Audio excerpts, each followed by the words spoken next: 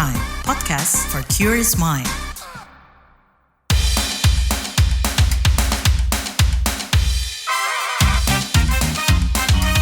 Kamu lagi dengerin podcast What's Trending. Halo semuanya, kembali lagi di What's Trending edisi khusus setiap hari Jumat. Saya Lea Baneza, obrolan kita hari ini mengawal hasil pilkada. Pemilihan Kepala Daerah Pilkada 2024 yang berlangsung Rabu 27 November kemarin adalah yang terbesar dalam sejarah demokrasi di Indonesia karena digelar serentak di 37 provinsi dan 508 kabupaten atau kota. Sebanyak 1.553 pasang calon bertarung dalam kontestasi tahun ini.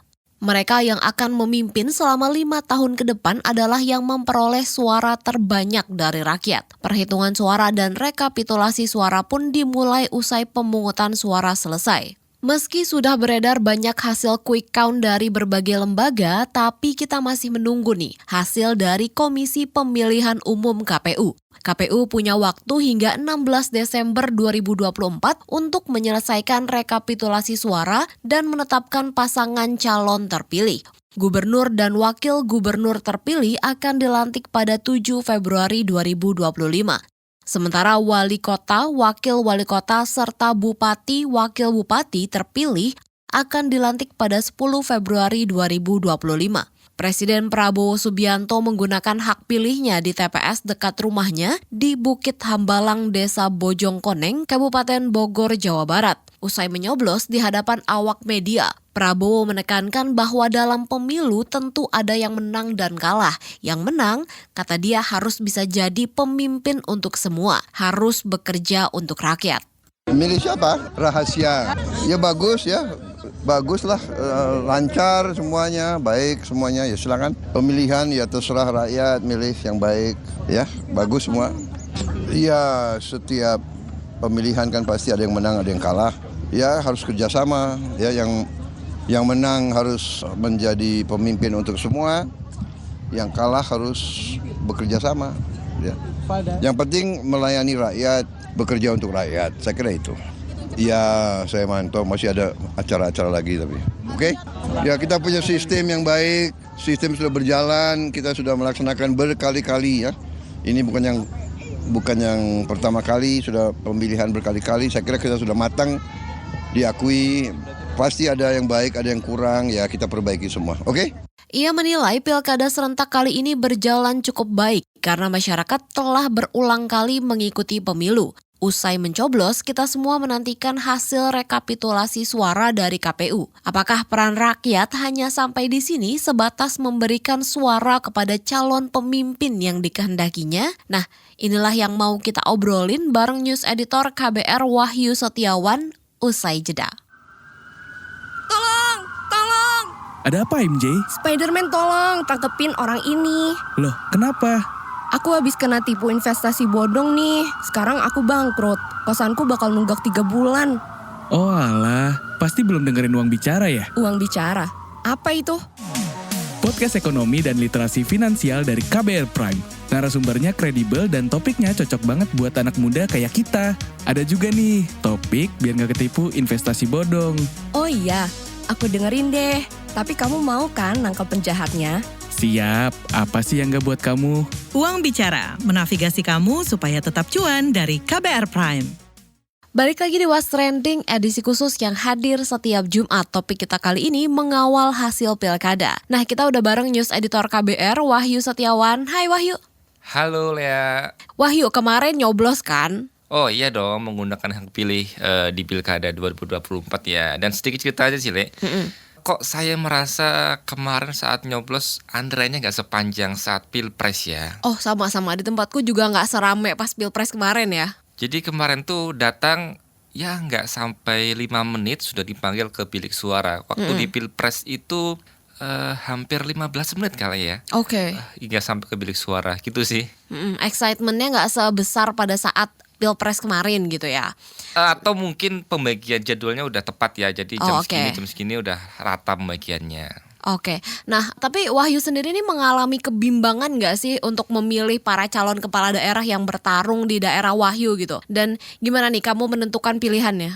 Kalau saya sih nggak bimbang ya. Jadi sebelum datang ke TPS saya udah punya pilihan akan mencoblos mana begitu ya. Karena memang sejak awal sudah ya meskipun sedikit-sedikit udah riset lah ya, calon ini seperti apa, pasangan ini seperti apa begitu kan. Sekarang sudah banyak ya sumber terbuka yang cukup valid juga, yang mengetahui rekam jejak dan segala macam mengenai pasangan calon yang berlaga di pilkada. Nah, mungkin nggak seperti Wahyu gitu ya. Ada nih yang punya pilihan dan yakin dengan pilihannya. Tapi sebagian orang nih barangkali ada yang merasa dilema gitu, hingga memilih untuk golput. Nah, untuk mengatasi ini beberapa pihak bahkan mencoba untuk membujuk para pemilih untuk tidak golput dan datang ke TPS melalui cara yang unik-unik nih, misalnya seperti film dan lagu gitu ya. Seperti karya filmnya Garin Nugroho nih yang berjudul Tepatilah Janji. Film yang dibintangi Ibnu Jamil dan Cut Mini ini merupakan salah satu sarana untuk mengajak masyarakat menggunakan hak suaranya dalam pemilihan kepala daerah pilkada.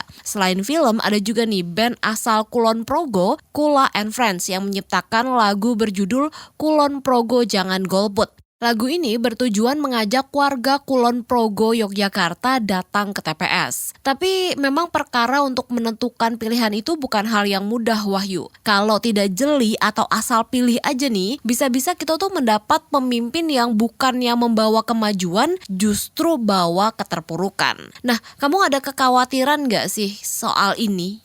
Keterpurukan saya rasa ya mungkin tidak lebih baik kali ya, tapi pasti semua calon ingin membawa perubahan yang lebih baik. Kalau soal pilih-pilih memang sepakat sih lah ya, kita harus pilih-pilih atau setidaknya riset dulu nih, cari tahu betul-betul soal kandidat yang mau dipilih. Tadi kan saya sudah bilang ya, sudah banyak sekarang sumber terbuka yang menyediakan informasi mengenai calon kepala daerah. Salah satunya dari LSM Pemantau Korupsi ICW yang mereka juga menampilkan nih laman khusus mengenai rekam jejak para kandidat. Jadi memang ICW menekankan publik ini perlu lah ya menelusuri rekam jejak para kandidatnya.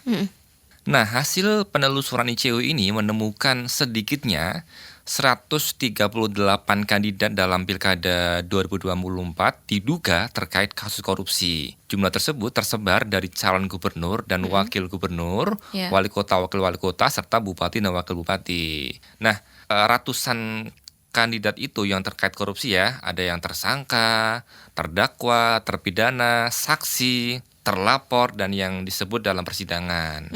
Fakta tersebut disebut oleh ICW mengecewakan ya, lantaran telah merusak atau dinilai telah merusak integritas pemilu. Akhirnya pemilih ini disajikan pilihan para kandidat yang rekam jejaknya Nggak bersih ya, nggak clean. Tidak begitu bersih ya. Lebih lagi jika para kandidat tersebut memenangkan pemilu, ya mereka dikhawatirkan kembali melakukan praktik korupsi. Tak lupa nih, sepanjang 2004 hingga 2024 atau 20 tahun ya, 2 dekade, sedikitnya ada 196 kepala daerah nih yang diciduk oleh KPK. Oke. Nah, terus nih Wahyu, jagoan kamu menang nggak nih? Oh, itu rahasia ya, Le, ya, karena kan hak pilih ya. Oke. Tapi bicara soal quick count atau hitung cepat versi beberapa lembaga survei, ini sudah rata-rata udah 100% ya hingga Kamis pagi ya. Saya mulai dari Carta Politika, kemudian ada Indikator Politik Indonesia, SMRC, dan Lembaga Survei Indonesia dengan 100% suara yang masuk ya. Untuk DKI Jakarta, pasangan nomor urut 3 Pramono Anung Rano Karno ini unggul nih. Sepertinya akan satu putaran nih, Le, ya. Karena angkanya sudah menyentuh di atas 50%. Beberapa ya. Sedangkan untuk pesaingnya pasangan nomor urut 1 Ridwan Kamil Suswono itu di urutan kedua dengan suara sekitar 39%, dan pasangan nomor urut 2 Dharma Kun rata-rata mencapai 10%. Hasil yang nggak jauh beda juga ditampilkan di halaman KPU ya, berdasarkan hasil hitung suara dan rekapitulasi untuk Pilgub DKI Jakarta. Ini pasangan Pramono Anung Rano Karno itu 50,7%, itu dengan sekitar 99% lah rekapitulasi yang masuk. Tapi ini bukan hasil akhir ya, masih ada penghitungan yang resmi dari KPU yang belum diumumkan. Nah, bergeser ke Jawa Tengah, pasangan Ahmad Lutfi dan Taj Yassin ini unggul dari pesaingnya Andika Perkasa dan Hendrar Priyadi atau Hendi ya, Dan di Jawa Barat ada Deddy Mulyadi yang juga menang nih, telak ya bahkan ya dari pasangan lainnya. Jadi itu tadi versi hitung cepat ya, beberapa lembaga survei. Kemudian di Jawa Timur, pasangan Hovifah Indar Parawansa dan Emil Dardak itu juga menang nih. Versi hitung cepat dari 2 serikandi lainnya, yakni Lulu Hamidah dan Tri Risma Harini. Kemudian di Sumatera Utara, Bobi Nasution juga unggul dari calon petahana, yakni Edi Rahmayadi.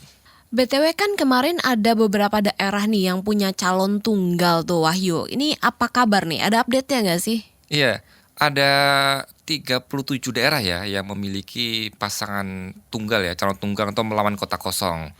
Nah, ini adalah rekor kotak kosong terbanyak nih Lea sepanjang sejarah pilkada di Indonesia. Dan Mahkamah Konstitusi MK ini sempat menerbitkan putusan yang menurunkan ambang batas dukungan partai politik untuk bisa mengusung calon kepala daerah di pilkada. Nah, ini putusan ini mengubah nih konstelasi persaingan pilkada di beberapa daerah ya. Salah satunya di DKI Jakarta tadi. Nah, putusan MK itu turut berdampak nih mengurangi jumlah kotak kosong dari semula 44 daerah menjadi 37 daerah setelah masa pendaftaran diperpanjang. Nah, ini yang perlu diingat juga ya. Memilih kotak kosong itu bukan termasuk golput ya. Iya. Nah, Perludem ini mengingatkan bahwa kotak kosong itu juga merupakan sebuah pilihan loh. Iya. Memilih kotak kosong bukan berarti golput karena suara yang diberikan kepada kotak kosong akan tetap dihitung dalam rekapitulasi suara. Ya, jadi memang kotak kosong tetap akan dihitung ya, Lea ya. Dan kayaknya nih ya, hingga Kamis pagi itu di Provinsi Bangka Belitung kotak kosong unggul nih Lea atas pasangan calon tunggal di Pilkada Kota Pangkal Pinang dan Pilkada Kabupaten Bangka. Nah, terus gimana nih kalau kotak kosong yang menang Wahyu? Oke, itu sebetulnya udah dibahas ya oleh anggota DPR. Jadi KPU dan DPR itu telah sepakat Lea bahwa pilkada ini akan kembali diulang atau digelar ya pada tahun depan jika kotak kosong yang menang. Sampai ada kepala daerah yang terpilih dan selama belum ada pemimpin yang definitif atau yang terpilih, daerah itu akan dipimpin lagi oleh seorang penjabat kepala daerah. Nah, kita masih mau mengawal nih hasil pilkada, tapi kita jeda dulu. Lihat Instagram, isinya temen-temen yang struggle buat achieve goals-nya. Buka TikTok, ada aja yang flexing, ada juga yang sad, sampai mewek. Tapi pas dengerin podcast, nemulah itu podcast. Namanya Disco. Ya, pas banget lagi dibahas. Kalau orang yang sudah biasa misalnya flexing, ketika nggak flexing kok kayaknya ada yang kurang gitu. Jadi cemas nih. Jadi kan berusaha untuk ya flexing lagi, gimana caranya kita flexing yuk gitu kan. Laki nggak boleh nangis gitu ya, harus kuat gitu ya. Nah itu salah banget gitu, karena tadi aku bilang nangis itu adalah salah satu komunikasi terdasarnya manusia. Biar hidup jadi seimbang, penting banget nih dengerin Disco. Diskusi psikologi persembahan KBR dan Into the Light Indonesia.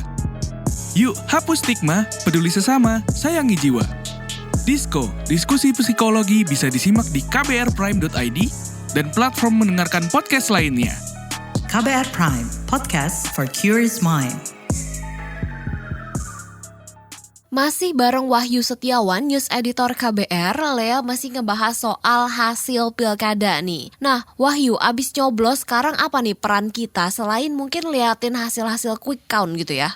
Ya, hasil quick count udah selesai ya, hampir ya rata-rata udah selesai ya. Nunggu KPU kan? Ya, tentu kita Lea mesti mengawal ya penghitungan resmi dari Komisi Pemilihan Umum. Tapi selain itu, peran kita tuh nggak berhenti sampai di sini saja, sekadar mengetahui siapa yang menang, tapi kita justru harus menindaklanjuti nih kemenangan mereka ini dengan terus bersikap kritis ya. Walau pilihannya menang mungkin ya. Jadi tetap menjadi pengawas semua kebijakan mereka dan bersuara jika terjadi penyelewengan kekuasaan. Hal ini nih juga diingatkan oleh founder Voice of Democracy Indonesia atau vodem.id, John Iyas Ganesha Simamora. Kepada KBR, John menegaskan pentingnya menagih janji-janji pemimpin saat nantinya sudah menjabat. Ya, bagaimana sih kita mengawal supaya pemimpin daerah, pemimpin yang sudah kita pilih itu bisa menepati janjinya ya. Karena memang saat kampanye dia akan menginformasikan program kerja, visi misi, kemudian hal-hal yang baik yang kita dengar itu sangat baik sekali untuk kesejahteraan dan kemaslahatan bangsa. Nah, menurut saya apa yang bisa kita lakukan nih untuk kritik dan kontrol sosial untuk pemimpin daerah itu melaksanakan janjinya. Pertama, kita harus memonitor dan mencatat janji debat, pidato publik, ataupun yang ada di baliho, pamflet. Nah, jadi kita bisa memonitor, pertama kita memonitor dan mencatat. Kita kan tahu, kita lihat janji-janji mereka yang ada di debat. Kita bisa lihat lagi di media sosial ataupun di YouTube yang telah tersimpan di KPU masing-masing. Nah, itu kan ada debat mereka, ada juga pidato publik, kemudian ada baliho, pamflet. Nah, itu kemarin hal-hal itu kita bisa catat dulu nih, kita monitoring apakah janjinya seperti apa, kita catat. Setelah kita catat, kita membentuk nih kelompok pengawasan warga. Jadi gimana masyarakat sipil bisa juga membuat gerakan, di mana gerakan ini untuk kelompok pengawasan untuk pemimpin yang terpilih nanti. Nah, bagaimana catatan-catatan kita tadi kita diskusikan, dari diskusi itu kita buat kelompok, di mana kelompok ini akan yang mengawasi apakah pemerintah daerah atau pemimpin yang sudah kita pilih itu akan melaksanakan janji-janjinya tadi.